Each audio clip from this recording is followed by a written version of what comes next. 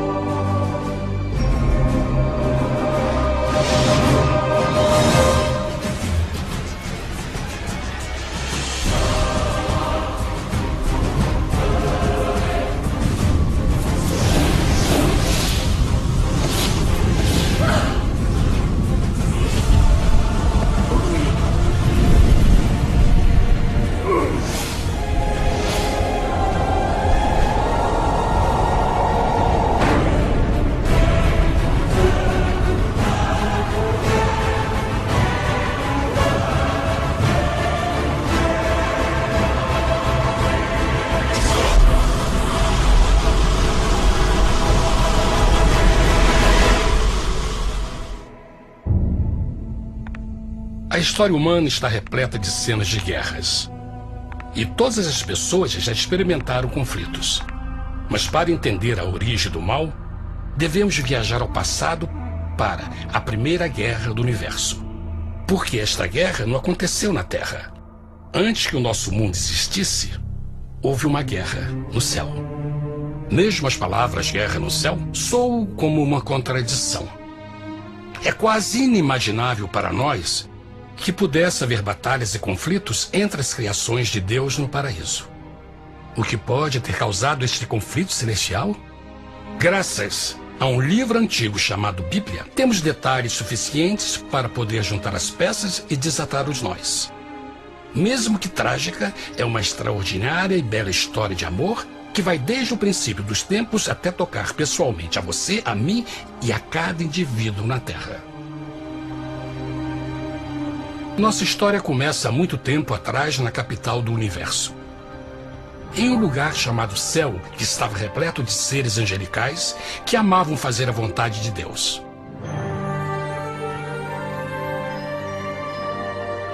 Sob o justo e amoroso governo do Criador, todo o céu desfrutava uma existência de felicidade e perfeita paz. O príncipe supremo do paraíso e comandante dos anjos era o poderoso e amoroso Filho de Deus, mais conhecido com o nome que adotou quando veio à Terra, Jesus. Ele tinha o mesmo propósito e pensamento com Deus, o Pai. O céu, sob o comando compassivo do Pai, Filho e Espírito Santo, provou ser um maravilhoso lugar de paz e alegria. Para realizar as ordens de Deus, a Trindade estava rodeada de um oceano virtual de inumeráveis espíritos ministradores chamados serafins e querubins, mais conhecidos como anjos. Estas poderosas e inteligentes criaturas descobriram que a felicidade estava em cumprir as ordens do Todo-Poderoso. Mas Deus criou um extraordinário anjo para atuar como líder de toda a multidão celestial. A Bíblia nos diz que seu nome era Lúcifer, que significa portador da luz. Este querubim foi o maior ser criado por Deus e assumia a posição mais próxima do trono de Deus, estando diretamente sob a autoridade de Jesus. A tarefa de Lúcifer era difundir a luz e o conhecimento da vontade de Deus a todos os outros anjos. Lúcifer foi o mais esplêndido ser criado por Deus. Era extremamente bonito e dotado de enormes poderes de liderança e organização. Entre os anjos, ele foi muito admirado, respeitado e amado como amigo. Mesmo assim, Deus previu o mal que Lúcifer estava a ponto de introduzir no reino da luz. Cheio de sabedoria e formosura, de todas as pedras preciosas te cobrias. Tu eras o querubim, ungido para cobrir, e te estabeleci. No monte santo de Deus estavas. No meio das pedras afogueadas andavas. Perfeito eras nos teus caminhos, desde o dia em que foste criado, até que se achou iniquidade em ti. Quando Lúcifer percebeu a sua beleza e poder, seu coração pouco a pouco começou a mudar. Permitiu que seu enfoque se afastasse de Deus e direcionou seu amor para si mesmo. Talvez nunca saberemos completamente como e porquê estas sementes de rebelião germinaram em seu coração. Mas o profeta Isaías nos dá uma visão do pensamento de Lúcifer. Como caíste desde o céu, ó estrela da manhã, filha da alva! Como foste cortado por terra, tu que debilitavas as nações! E tu dizias no teu coração: eu subirei ao céu, acima das estrelas de Deus exaltarei o meu trono. Subirei sobre as alturas das nuvens e serei semelhante ao Altíssimo. Lúcifer, aos poucos, começou a cobiçar o poder de Deus, mas não sua personalidade. Ao pensar em suas próprias habilidades e belezas extraordinárias, os perversos tentáculos do orgulho e vaidade congelaram sua mente. Este ressentimento e inveja fizeram com que ele violasse a lei sagrada de Deus e se rebelasse contra seu governo. Precisamos fazer uma pausa e esclarecer algo. Desde o princípio, Deus ordenou que as leis da física governassem o mundo material em que vivemos. Sem essas leis naturais, o universo seria um caos. Do mesmo modo, as leis morais de Deus sempre têm dado segurança e estabilidade ao cosmos. Alguns pensam que os 10 mandamentos não existiram, até que o Senhor os entregou a Moisés no Monte Sinai. Mas as Escrituras nos ensinam que os princípios das leis de Deus sempre existiram por toda a eternidade, pois são a base fundamental de seu reino de amor. Seguros todos os seus mandamentos, permanecem firmes para todo sempre e são feitos em verdade e retidão. Os 10 mandamentos são um resumo das características de um Deus de amor. Os primeiros 4 mandamentos descrevem quem é Deus, seu poder, seu território e autoridade. Os últimos 6 descrevem como é Deus, sua honestidade, sua pureza, sua fé. Todas estas coisas sempre foram verdade e sempre serão verdade. Agora, pela primeira vez na história da eternidade, Lúcifer começou a violar estes princípios perfeitos. Lúcifer sabia que se fosse compartilhar o poder e status de Deus, necessitaria de apoio. E deu início ao trabalho. Começou sorrateiramente a circular entre os outros anjos, plantando sementes de dúvida e descontentamento a respeito da liderança de Deus, ao mesmo tempo em que, sutilmente, revelava suas próprias virtudes. Ele insinuou que Deus abusava de seu poder divino e suas leis restringiam a verdadeira liberdade e felicidade de suas criaturas. Com seu raciocínio audaz e poder de influência, Lúcifer pôde persuadir a um grande número de anjos a se unirem para seu motim. Talvez se perguntem, como tantos anjos inteligentes puderam seguir esse desertor? Bom, lembrem que até esse ponto nenhum anjo tinha escutado uma mentira. E nesse primeiro estágio da rebelião, os anjos não perceberam a obsessão de Lúcifer em assumir a posição de Deus. Não sabiam que finalmente ele planejaria a tortura e o assassinato do Filho de Deus na cruz com a intenção de ocupar o seu trono. Estranhamente, Lúcifer pensou que poderia ocultar seus verdadeiros propósitos de Deus. Ai dos que querem esconder profundamente o seu propósito do Senhor e fazem as suas obras às escuras e dizem: quem nos vê e quem nos conhece? Não pense nem por um momento que a rebelião de Lúcifer surpreendeu Deus e o pegou desprevenido. O Senhor sabe de todas as coisas e os pensamentos de suas criaturas. Ele entendia exatamente o que estava se passando pela mente de Lúcifer. E piedosamente Deus advertiu o desgarrado anjo do perigo. Mas no final, o orgulho e a vaidade não permitiram que Lúcifer se arrependesse. Então, iniciou a rebelião total contra Deus em vez da humilde obediência. Alguns podem perguntar: isso significa que Deus criou um anjo defeituoso? Não, mas ele criou Lúcifer com livre-arbítrio. Verão que o livre-arbítrio é uma coisa maravilhosa, mas também muito perigosa, incluindo o risco de uma rebelião e a possibilidade de que o amor de Deus seja rejeitado. Vejam que o amor real não pode vir de uma criatura pré-programada e não pode ser forçado, deve ser voluntariamente dado. Por exemplo, mesmo que seja bonito este cachorro robô, na verdade, nunca poderá amar-me. Posso fazer que pareça que me ame, mas só estará seguindo instruções pré-programadas. Não tem opção. Por outro lado, este pequenino está realmente feliz em ver-me. Ele decidiu dar-me seu afeto. E com o tempo, nossa relação se fará mais forte, enquanto eu ame e cuide bem dele. Do mesmo modo, um Deus de amor só quer amor verdadeiro de suas criaturas. E para que isso aconteça, elas precisam ter o livre-arbítrio. A rebelião de Lúcifer é a maior evidência de que ele tinha esta liberdade. Agora, a grande pergunta é: como Deus enfrentaria esta crise? Como lidaria com Lúcifer e com os milhões de anjos que se uniram nessa rebelião? Muitos questionam: por que Deus não acabou imediatamente com a rebelião? Afinal, ele poderia facilmente vaporizar Lúcifer com um raio.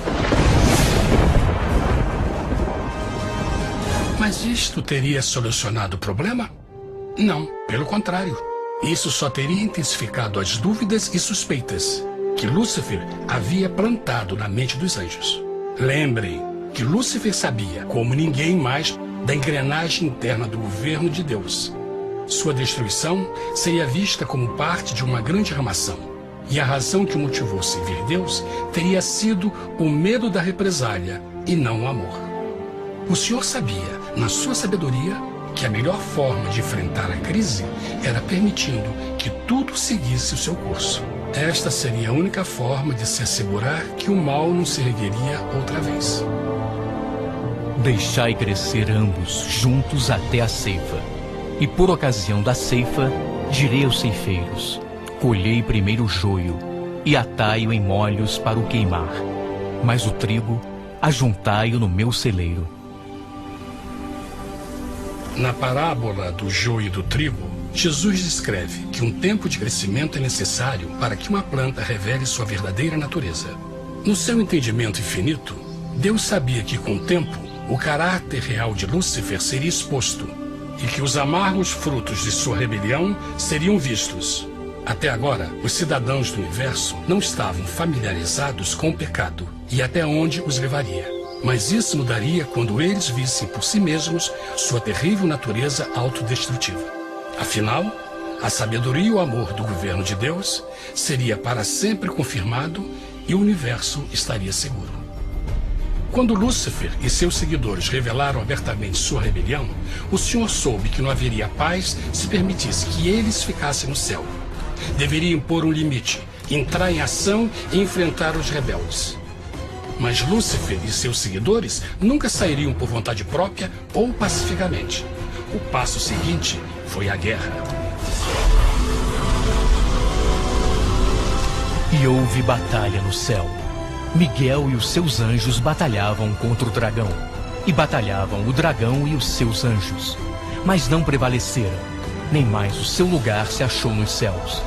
E foi precipitado o grande dragão, a antiga serpente, chamada o Diabo e Satanás, que engana todo mundo. Ele foi precipitado na terra, e os seus anjos foram lançados com ele. A Bíblia não revela exatamente que tipo de armas foram usadas durante este conflito cósmico. Mas esta guerra foi como nenhuma guerra que os olhos mortais já viram. Apocalipse 12:4 nos diz que finalmente Lúcifer e 1/3 dos anjos de Deus foram expulsos do paraíso.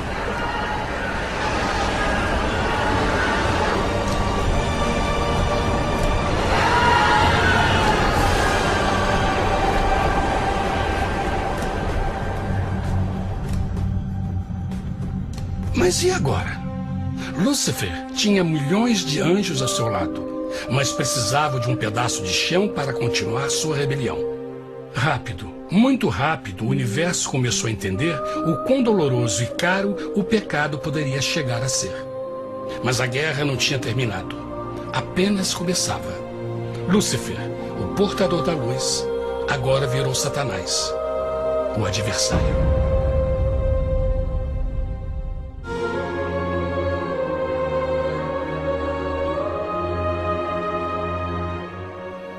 Depois da guerra no céu, Satanás e seus anjos caídos foram expulsos da corte de glória.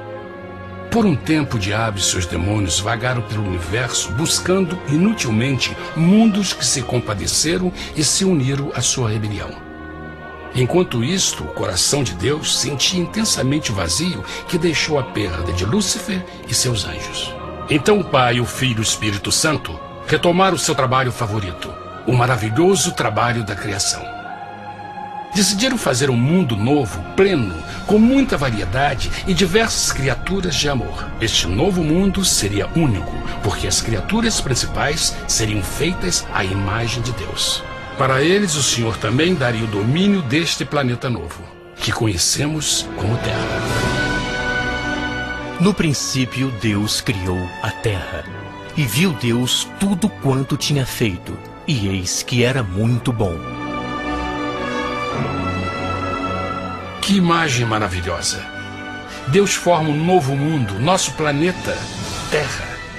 E em cada maravilhoso dia da criação, algo novo e espetacular começa a fazer parte da cena.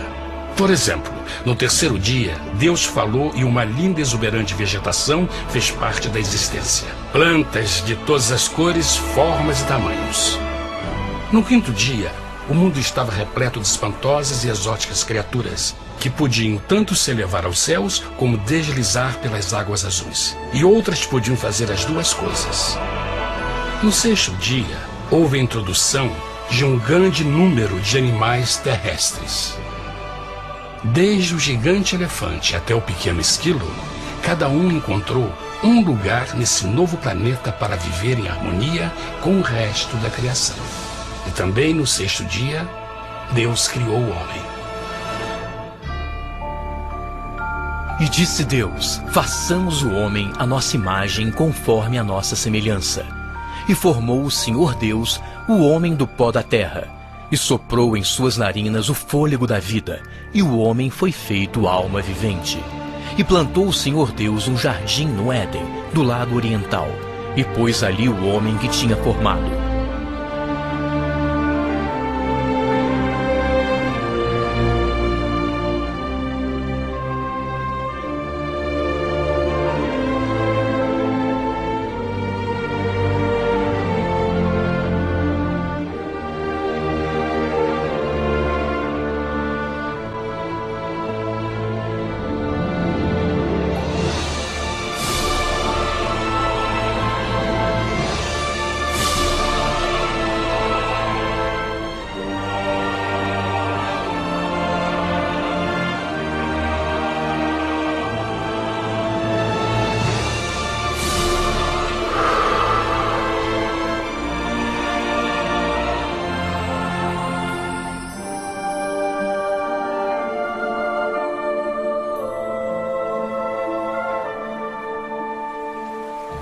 Mas que grande honra ser criado à semelhança de Deus, ser um indivíduo com liberdade de pensamento.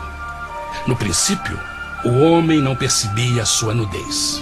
Provavelmente porque antes do pecado ele estava vestido de glória e luz.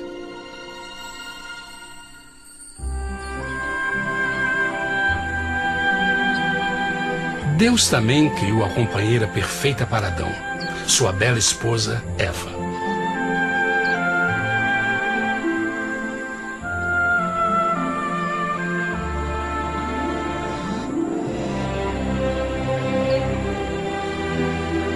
O feliz casal foi colocado em um magnífico jardim perfeitamente projetado para aumentar sua felicidade. Para Adão e Eva e as outras criaturas da terra, também foi dado o privilégio divino de procriar a sua própria imagem. A intenção de Deus foi que a raça humana tivesse domínio sobre este paraíso perfeito para sempre. Eternamente felizes e saudáveis, trabalhariam com a flora do jardim de Deus, enquanto desfrutariam o afeto e companhia de todas as criaturas sob seus cuidados. O ambiente que nossos primeiros antepassados experimentaram foi muito diferente do mundo de hoje. As rosas não tinham espinhos, os insetos não mordiam nem picavam, e os leões e as ovelhas brincavam juntos. Mas a grande bênção era os humanos viverem em perfeita harmonia com seu Criador. A cada 7 dias, Adão e Eva descansavam de seu prazeroso trabalho e gozavam de uma comunhão com a visita de seu Criador. Era um mundo esplêndido e maravilhoso. E esse estado de felicidade teria continuado eternamente se nossos primeiros parentes tivessem mostrado fidelidade com uma simples prova. Mas da árvore do conhecimento do bem e do mal, dela não comerás, porque no dia em que dela comeres, certamente morrerás.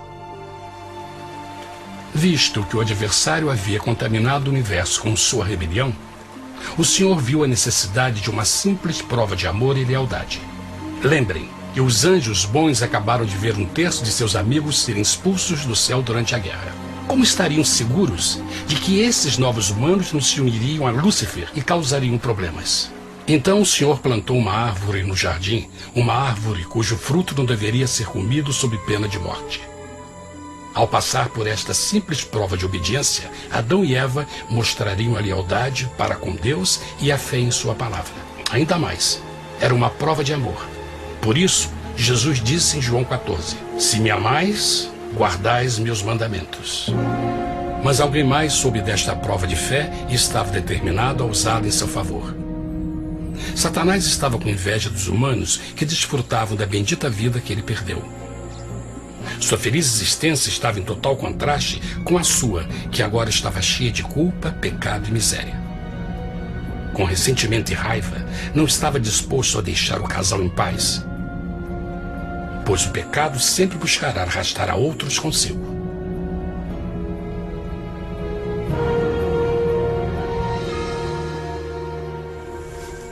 Então um dia, quando Eva estava concentrada em seu agradável trabalho, se viu sozinha e muito perto da árvore proibida. Foi quando Satanás viu sua oportunidade.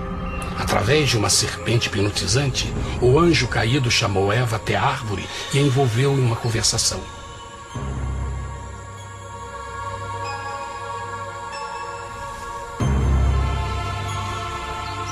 Suas palavras encantadoras foram cuidadosamente calculadas para gerar desconfiança a Deus.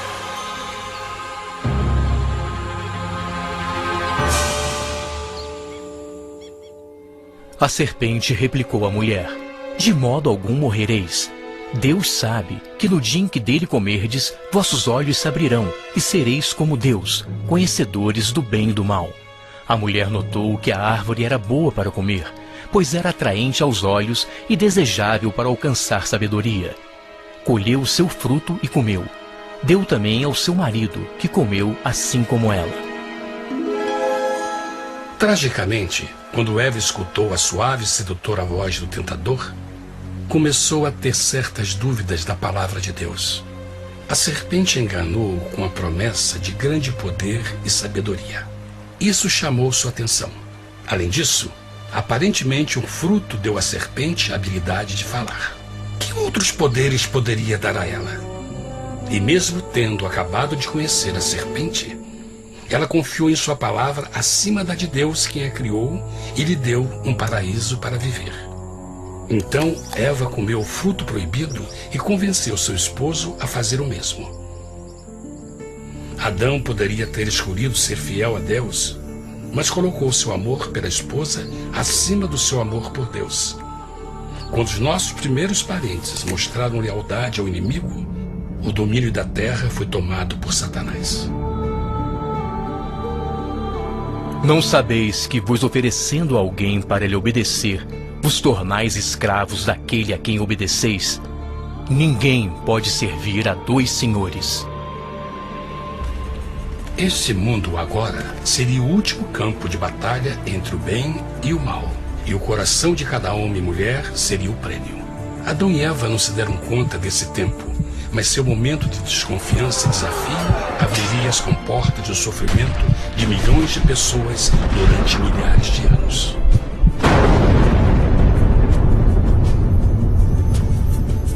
Portanto, como o pecado entrou no mundo por um homem, e por ele a morte, e assim a morte transmitiu-se a todos os homens naquele em quem todos pecaram. Nossos primeiros parentes logo enfrentaram o terrível resultado de seu pecado. Em estado santo, Adão e Eva resplandeciam com túnicas de glória. Depois de pecarem, suas túnicas naturais de luz se desfizeram e eles ficaram mortificados com a sensação de sua nudez. Vergonha e temor tomaram lugar de sua alegria e paz e trataram de cobrir sua nudez com folhas. Agora eles se encontravam sob constante influência do diabo. Ao ceder à tentação, debilitaram sua natureza. E Satanás ganhou poder sobre a humanidade. As pessoas não podiam resistir às tentações do diabo com sua própria força. Por último, e o mais aterrador, se encontravam vivendo sob a pena de morte iminente. Deus havia advertido que a desobediência traria a morte. Já tinha experimentado a morte espiritual. Quanto tempo passaria para sofrerem a morte física também? Nesse ponto, seu futuro não tinha nada mais que escuridão e desespero. Tendo expulsado o homem, colocou diante do jardim do Éden os querubins com o cintilar da espada flamejante, para guardar o caminho da árvore da vida. Como o pecado provocou a expulsão dos anjos caídos de seu lar celestial, agora pela desobediência, Adão e Eva foram tirados de seu jardim, seu lar no paraíso. Tudo à sua volta estava mudando rapidamente, e a humanidade se encontrou suscetível às dores, doenças e finalmente à morte. Até os animais e plantas estavam infectados pela terrível maldição. Os espinhos e cardos agora pareciam em árvores e flores, e os animais que antes eram gentis começaram a se matar e a devorar uns aos outros. O pior resultado foi que o pecado separou a humanidade de Deus. Mas vossas iniquidades cavaram um abismo entre vós e vosso Deus. São vossos pecados que ocultaram de vós sua face, para não vos escutar. Na criação, foram dados a Adão e Eva a honra de falar com os anjos, e até com o Filho de Deus cara a cara. Mas Deus é tão puro e santo que nenhum mal pode existir na sua presença. Agora que os primeiros humanos tinham pecado, Deus afastou sua santa presença deles para a sua própria proteção. O pecado tinha queimado uma parte da alma do homem que já não podia ver a dimensão espiritual. Deste momento em diante, a comunicação com o céu seria limitada. Mesmo com todas estas maldições caindo sobre Adão e Eva, o coração do Senhor se encheu de compaixão. A lei que haviam violado não poderia ser alterada para salvá-los, pois é tão sagrada e imutável como Deus mesmo. O Senhor sabia que havia só uma maneira na qual o homem podia se redimir. Então um plano foi revelado, nascido do fundo do coração de Deus. Um plano para salvar o homem de seu encontro com a morte eterna e restaurar tudo que estava perdido com o pecado. Seria de grande intensidade, alcance e poder, mas seria um plano que também implicaria num enorme sacrifício. O amor de Deus para conosco se manifestou por ter enviado ao mundo seu Filho unigênito, a fim de vivermos por ele. Nisso consiste o amor, não em termos nos amado a Deus, mas em ele nos ter amado e enviado seu Filho para se sacrificar por nossos pecados. As Escrituras claramente ensinam em Romanos 6:23, o custo do pecado é a morte. A lei violada demandava a vida do pecador e só tinha um em todo o universo qualificado como substituto da humanidade. O Criador só podia pagar a dívida de suas criaturas tomando seu lugar. Então Jesus Cristo, o Filho de Deus, concordou em deixar a pureza, glória e segurança do céu. Ele viria para morrer em nome do homem em seu malvado e renegado planeta. Ele nasceria como um inocente e indefeso bebê, suportaria uma vida de dor e vergonha e mesmo assim viveria uma perfeita e vitoriosa vida. Finalmente, ele teria uma morte humilhante para poder ser o substituto da humanidade caída. Por seu sacrifício, a humanidade incrivelmente receberia uma nova oportunidade de ter a vida eterna. Seu sangue seria o resgate para um mundo raptado por Satanás. Este maravilhoso plano de redenção foi graficamente ilustrado no sistema de sacrifício de animais ordenado por Deus depois da queda do homem. O Senhor tinha avisado Adão e Eva que iriam morrer no dia em que comessem do fruto proibido. E como que permaneceram vivos? A Bíblia nos diz que imediatamente depois do pecado, Deus providenciou roupas na forma de peles de animais. É bom notar que o Apocalipse se refere a Jesus Cristo como a ovelha que foi morta desde o princípio do mundo. Isto indica que uma ovelha foi sacrificada no mesmo dia para prevenir suas mortes imediatas. Pela fé, neste sacrifício, suas mortes foram simbolicamente transferidas deles para a criatura inocente. A ovelha certamente era a representação de Jesus. Assim, um raio de esperança foi dado em uma situação de escuridão e desespero. Através do arrependimento e a fé no sangue do Messias, qualquer humano poderia uma vez mais ser filho de Deus. Mas mesmo com este grande plano para a humanidade, Satanás ainda tinha o domínio da terra. E a vida na terra não estava fácil. No mundo haveis de ter aflição, mas coragem, pois eu venci o mundo. Naturalmente, muitos se perguntam, como um Deus amoroso e poderoso permite dores e sofrimentos no nosso mundo atual? Mas está claro desde o Gênesis que Deus nunca quis que nós tivéssemos o conhecimento da dor dessa vida. Quando o mundo saiu das mãos de Deus, a terra era um maravilhoso paraíso. Foi o pecado de Adão e Eva que deu a Satanás o direito de assumir o controle deste planeta. Devido à sua trágica eleição, o diabo e seus súditos ganharam o poder de tentar e atormentar os humanos, introduzindo a doença, a dor e o sofrimento. Talvez fosse melhor perguntar: por que Satanás não tem o controle total da humanidade? A resposta é Jesus Cristo. Talvez já perceberam que a morte de Jesus na cruz deu a cada um de nós a oportunidade de sermos salvos, mas na verdade fez muito mais do que isso.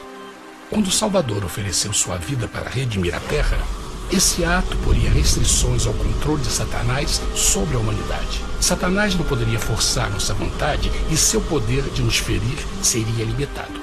O sacrifício de Cristo também nos trouxe um tempo de prova, durante o qual poderíamos ver a diferença entre o governo de Deus e o de Satanás, e então decidir a quem servir. Finalmente, pelo sacrifício que fez Jesus, o reino de Satanás chegará ao seu final, e um dia a terra será devolvida ao homem mais maravilhosa do que era no princípio. Mesmo Adão e Eva tendo começado suas vidas como exilados do paraíso, ainda tinham esperança. Deus providenciou peles de animais sacrificados para se cobrirem. Mas o mais importante, ele prometeu o sangue do Cordeiro de Deus para pagar por seu pecado, se aceitassem Cristo e se arrependessem. Uma grande pergunta permanece: as pessoas aceitaria o grande presente de Deus? Como escaparemos se agora desprezarmos a mensagem tão sublime da salvação? A incrível história que acabaram de escutar é verdade e afeta vocês. Pois, pelo desejo de Satanás de ser Deus e a desconfiança e desobediência de Adão e Eva, todos nós nos encontramos em uma situação perigosa. De um lado, a humanidade foi grandemente favorecida por Deus com uma segunda chance de recuperar nosso lugar no Éden. Por outro lado, se nós desistirmos de aproveitar esta grande chance, nos tornaremos escravos de Satanás e finalmente seremos destruídos quando Deus limpar o universo do pecado. Amigos, não há melhor hora de fazer sua escolha por Jesus do que agora mesmo. Nenhum de nós sabe quanto tempo mais teremos que viver nesta terra. Jesus nos tem mostrado grande interesse no seu bem-estar e seu amor por vocês o levou a providenciar uma maneira de escaparmos de uma futura destruição. Ele quer que você o aceite e se arrependa de seus pecados. Através de Cristo, pode encontrar o perdão para tornar-se como Ele em caráter. A triste notícia é que Satanás atua de todas as formas possíveis para evitar que aceite o presente da salvação de Deus. Devido à nossa rotina da vida, o amor ao dinheiro ou alguma outra distração fascinante, ele trabalha para manter a todos ocupados e afastados do que, na realidade, mais importa, sua salvação eterna. Para que entendam a realidade da situação e que se você não escolhe a Jesus por omissão, está escolhendo a Satanás. Mesmo que a terrível escolha de Adão e Eva nos traga morte e miséria, vocês agora podem tomar uma melhor decisão. Deus está oferecendo uma paz que satisfaz o anseio mais profundo de sua alma e uma alegria que não encontrará nas atribulações deste mundo. O desejo que tem o coração de Deus é que seja salvo e esteja com Ele no paraíso. Mas o único que pode mantê-lo fora do céu é você. Imagine a tragédia que seria se você recusasse este precioso presente. Você pode decidir hoje e aceitar a salvação que Deus prometeu. Na verdade, nesse momento, pode aceitar a vida eterna através de Jesus Cristo.